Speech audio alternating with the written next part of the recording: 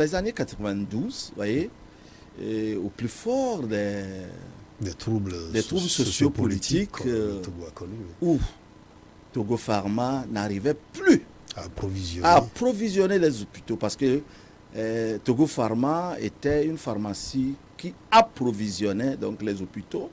Et les malades étaient soignés et ils payaient une facture.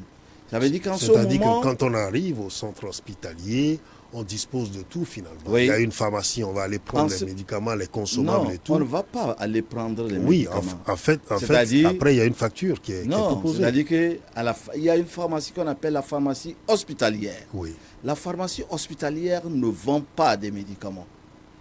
Elle dispose les médicaments aux patients Oui. à travers donc, les services. C'est-à-dire qu'il y a une procédure. Bien sûr, lorsqu'un malade arrive, que ce soit aux urgences ou hospitalisé dans les services, il y a toujours des produits de première nécessité qui sont là.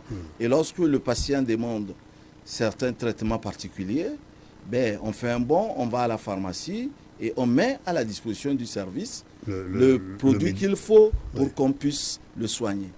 Donc, dans les années 90, comme je disais, l'État n'a plus assumé son rôle, celui de rendre disponibles les médicaments à l'hôpital et qu'il y ait une pharmacie hospitalière. Donc les pharmacies hospitalières, à partir de ce moment-là, ont commencé par avoir des problèmes d'approvisionnement. Ils ont commencé à avoir des problèmes d'approvisionnement. Et on finit par disparaître. J'arrive. On commence par avoir des problèmes d'approvisionnement et ont disparu. Et on a mis à leur place donc une autre pharmacie qui en réalité est une pharmacie officinale. C'est une pharmacie qui vend des médicaments et qui dit être une pharmacie créée sur l'initiative de Bamako. Oui.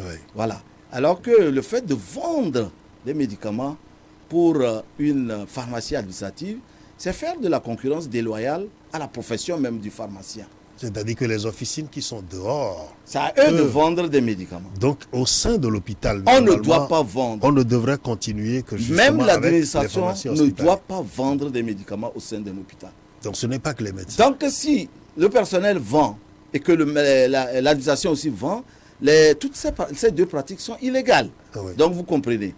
Donc, je disais que c'est depuis ce temps que la pharmacie hospitalière a disparu au profit d'une pharmacie officinale. Et c'est là la cause.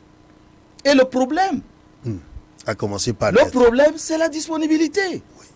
La vente des médicaments, ce n'est que des conséquences. Et donc, à partir du moment où, c'est-à-dire que le juge et la partie, donc les deux ont commencé par vendre, le phénomène est né et tout le monde s'est mis dedans parce que c'est quand même un commerce juteux, parce que tous les jours il en vient. Alors ce que je voudrais qu'on puisse distinguer, professeur, avant d'évoluer, vous le dites, c'est clair que la différence entre les pharmacies hospitalières, c'est que les médicaments sont là. Quand on en a besoin avec un bon, on va en disposer. C'est à la fin des soins que le malade, donc, on lui fait la facture, il paye et il s'en va. Affirmatif. Alors que ce qui se fait aujourd'hui avec les pharmacies donc officinales, c'est que vous tenez l'ordonnance, vous allez vous payer comme si vous étiez dans une officine. Comme si vous étiez dans une officine. Et la difficulté, c'est que le malade peut aller à la pharmacie de l'hôpital aussi ne pas trouver la disponibilité. Et il va être obligé de sortir. Pour aller chercher le médicament. Parfois, tu as des démarcheurs, des vendeurs de dispositifs en face de l'hôpital qui aussi vendent. Donc, c'est un phénomène qui est complexe en fait. C'est vrai que devant les CHU, on voit justement des étalages de médicaments qui sont dits contrefaits, des médicaments de rue, et on ne dégage pas ces gens-là. Il y a des démarcheurs de tout acabit, comme quand vous allez en justice. Vous comprenez? Oui. Donc c'est un phénomène qui est complexe. Mais il faut dire que c'est l'État qui a failli, d'abord. À un moment donné. Parce que le rôle de l'État est de disponibiliser des médicaments à l'hôpital. On ne doit pas vendre. Le jour où vous commencez par vendre, vous ouvrez la boîte de Pandore. Parce que lorsqu'il y a une indisponibilité de produits, le malade va dans des pharmacies par là, il ne trouve pas. Après, ça donne des idées. Quelqu'un dit, le malade souffre. Puisqu'il faut le sauver. Il faut le sauver. Qu'est-ce qu'on va faire? Alors justement, imaginons ce cas de sérum pour sauver quelqu'un d'une morsure de serpent. On imagine la situation était critique et c'était une question de temps. Et donc la réaction en réalité du stagiaire, c'était dans l'optique de sauver le patient. Je ne dirais pas ça. On aurait pu voir ce côté altruiste. Oui, là, c'est vrai qu'il peut y avoir ce côté altruiste. Mais l'interne, l'apprenant, c'est un apprenant, il prescrit sous la responsabilité de ses maîtres de stage. Parce qu'il n'est pas un médecin, il n'est pas inscrit sur le tableau de l'ordre. Donc il n'a pas le droit de prescrire un médicament. Alors en clair, même s'il y a un phénomène et que quelque part il y a une certaine démission de part et d'autre, et que la situation est comme ça, cela n'empêche pas que l'on puisse être regardant sur l'éthique pour les gens qui sont du domaine. Bien sûr, qu'ils saisissent son maître de stage, qu'il n'y a pas le médicament en question. Et en ce le moment, maître de stage saisit le directeur. Oui. Voyez, non? Et ainsi de suite. Voilà. Là, ce qui s'est passé, on a saisi le directeur. Même s'il n'y avait pas dans sa pharmacie, il a appelé dans les autres régions et on a pu mettre à disposition ce produit là-bas. Et on a soigné le patient à partir de là. Mais il faut dire que dans les deux cas, c'est le même étudiant qui a été à la base de toujours l'achat. Les deux cas dont on est en train de dénoncer, c'est le même étudiant. Et cet étudiant, même, il était dans un autre service, dans le service de gynéco, où il a posé les mêmes gestes. Donc c'est un récidiviste par rapport à cela. Ça veut dire que ça, c'est un cas isolé qui méritait toute la sanction. Oui, c'est-à-dire que c'est un cas un peu bizarre. On dit, mais pourquoi cet étudiant se comporte comme ça? Est-ce qu'il est normal? Mais au-delà, comme je vous ai dit, c'est le manque, l'indisponibilité qui crée ce genre de comportement. Mais il faut dire que parfois, le personnel a pu suppléer à ça pour soigner des malades qui étaient en danger ou ont demandé quelque chose qu'ils n'en ont pas. Moi, je vais vous donner mon cas. Quand je suis venu de Dakar, j'étais un neurochirurgien. Les dispositifs que j'utilise, il n'y en a pas. En venant, moi-même, j'avais acheté des valves. 2 valves.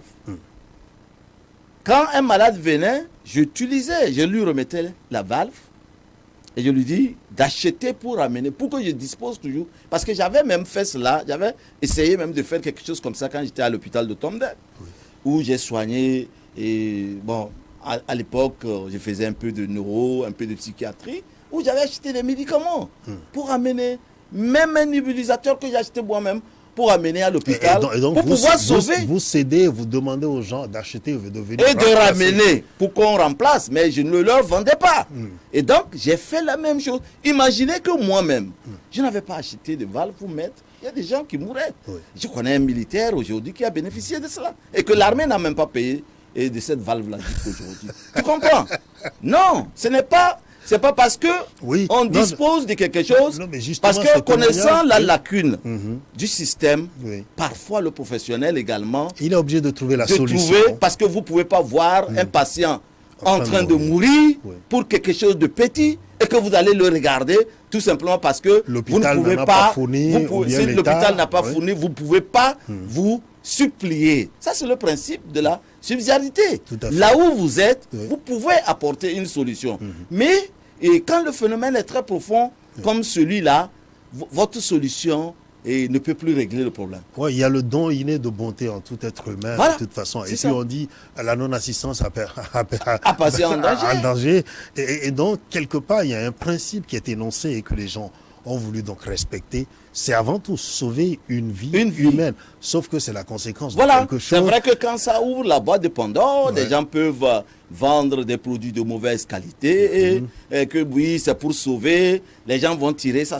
Moi, c'est pas pour faire l'apologie de cela. Mais c'est pour dire que si les gens veulent discuter de ce phénomène, c'est un phénomène profond et qu'il y a des causes multiples. Il ne faut pas le survoler. Il ne faut pas seulement le survoler et dire seulement, et dire seulement, oui, on ne doit pas vendre comme si c'était ça la solution. Je vais vous donner le cas d'un administrateur à l'hôpital qui était... Et bon, je ne vais pas nommer l'hôpital, peut-être que vous allez savoir de qui il s'agit. C'est un chef du personnel. Donc il testait, qui dit oui, on vend les médicaments, on vend ceci. Et un jour, il avait un patient qui avait le ventre gonflé. Donc il fallait juste une tuyauterie comme mettre une sonde nasogastrique. Il n'y en avait pas à l'hôpital. Il n'y en a pas.